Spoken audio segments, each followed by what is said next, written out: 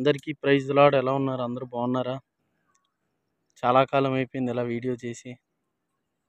మన ఛానల్లో వీడియో పెట్టి చాలా కాలం అయిపోయింది. ఎలా ఉన్నారు? అందరూ బాగున్నారా? కొన్ని కారణాల వల్ల దేవుని సువార్తకి దూరం అయ్యాను. ప్రార్థించండి, త్వరలో మళ్ళీ దేవుని సువార్తకి వెళ్ళాలని. కొన్ని కారణాలు ఉన్నాయి. దానివల్ల కొంచెం దేవుని పనికి కొంచెం దూరం అయ్యా. అయితే ప్రస్తుతం ఈ మధ్య రీసెంట్గా ఒక 2 విషయాలు సమాజంలో జరగడం జరిగినాయి. అవి నన్ను బాగా ఆలోచింపజేశాయి. ఏమిటంటే, ఒక ఇద్దరు సేవకుని పిల్లలు ప్రమాదవశాత్తు వాళ్ళు మరణించడం. వాళ్ళు మరణించిన తర్వాత వాళ్ళ తల్లిదండ్రులు ఒక విశ్వాసం చూసిన తర్వాత అసలు నాకు చాలా ఆశ్చర్యం వేసింది. పాస్టర్ గారు మరి మీ దగ్గర నుంచి అల్లారు ముద్దుగా గారాభముగా పెంచుకుంటున్న మీ పిల్లల్ని దూరం చేసి మీకు కాకుండా తీసుకెళ్ళిపోయాను కదా. మరి నా మీద మీకు కోపం కానీ కక్ష కానీ లేదా అని ఒకవేళ దేవుడు అడిగితే, ఈరోజు ఒక తండ్రిగా తల్లిగా మేమేమి చెప్పాలి? ఆయనతోటి మేమేం చెప్పాలి? తండ్రి, ఏదో నా కొడుకుని డాక్టర్ని చెయ్యాలనో, నా కొడుకుని ఐఏఎస్ ఆఫీసర్ని చెయ్యాలనో, ఒకడిని సేవకుని చేయాలనో, ఒకడిని ఉద్యోగస్తుని చేయాలనో ఇన్ని కోరికలు పెట్టుకున్న నా ఆశలన్నీ అడియాస్ చేసావు కదా అని ఒకవేళ నేనేమైనా ఆయనని పన్నెత్తి మాటని ఒకవేళ దూషిస్తానేమో అని ఒకవేళ ప్రశ్నించి ఆయన నన్ను నా భార్యను అడిగితే మేమేం చెప్తామో తెలుసా?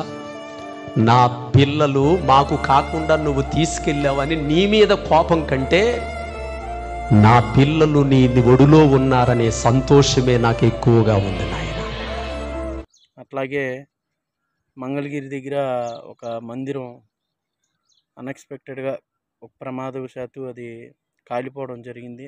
కాలిపోయిన తర్వాత వారి విశ్వాసం చూసి కూడా నాకు చాలా ఆశ్చర్యం వేసింది.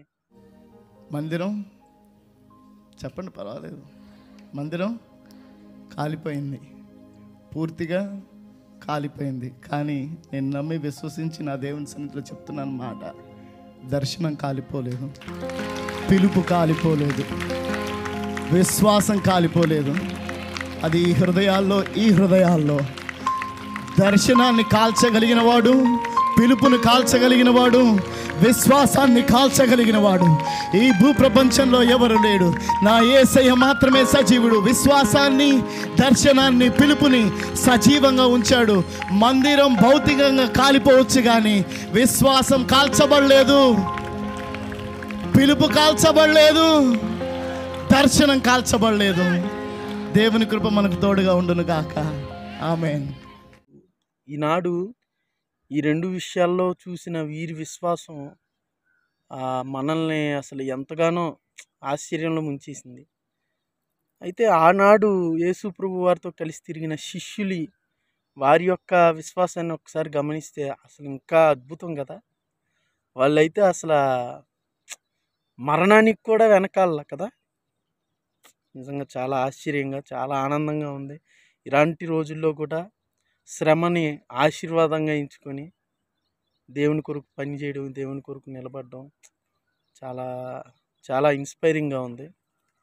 ఈ 2 విషయాలు సమాజంలో చోటు చేసుకున్నాయో, జరిగాయో, చాలామంది లోకస్తులు, దైవికం తెలియని వారు, అంటే నేనేమీ వాళ్ళని విమర్శించట్లేదండి, నార్మల్గా దేవుని జ్ఞానం తెలియని వారు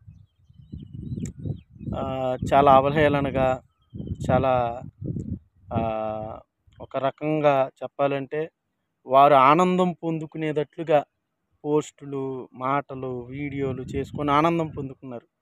కానీ దేవుని వాక్యం ఏం సెలవిస్తుందంటే 1 కొరింథీ 1:18 ప్రకారం, సిలువను గూర్చిన వార్త నశించు వారికి వెర్రితనము, కానీ నిత్య జీవం పొందేవారికి అది శక్తి, మహాశక్తి అన్నట్లుగా 1 కొరింథీ 1:18 రాయబడ్డది. ఈ రాయబడిన వాక్యాన్ని బట్టే, వాక్యానికి అనుగుణంగానే ఈ మంగళగిరిలో సేవకులైన పాస్టర్ గారు కానీ, ఆ కాకినాడ ప్రాంతంలో ఆ ఇద్దరి కుమారులను పోగొట్టుకున్న ఆ సేవకుల్ని కానీ మనం పరీక్షించినప్పుడు వీరి విశ్వాసంలో ఇంకా మరింత శక్తిని పొందుకోవడం మనం చూసాం. వాక్యం నెరవేరడం అంటే ఇదే అన్నట్లుగా నాకు అనిపించింది. చాలా సంతోషం వేసింది. కానీ లోకస్తులు అయిన వారికి ఇది వెర్రితనం.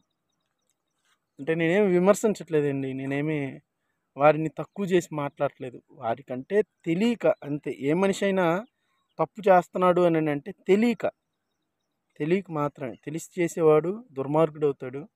నాకు తెలిసి దుర్మార్గులు ఎవరు లేరు. పాపం అందరికీ తెలియకే.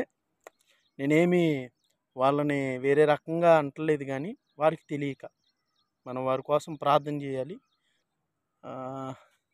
మీ అందరికీ ఇప్పటికీ అనుకోవచ్చు, ఎందుకు ఇలాగా సువార్త ఆగింది, ఇలాగా ఎందుకు చాలా కాలం పట్టింది అని. రానున్న రోజుల్లో దేవుని కృపను బట్టి అన్నీ వివరిస్తాను వరుసగా. నా కొరకు ప్రార్థించండి. దేవుని పనిలో త్వరగా నిమగ్నమై దేవుని కోసం పాటుపడేటట్టు, దేవుని కొరకు బ్రతకాలని ప్రార్థన చేయండి.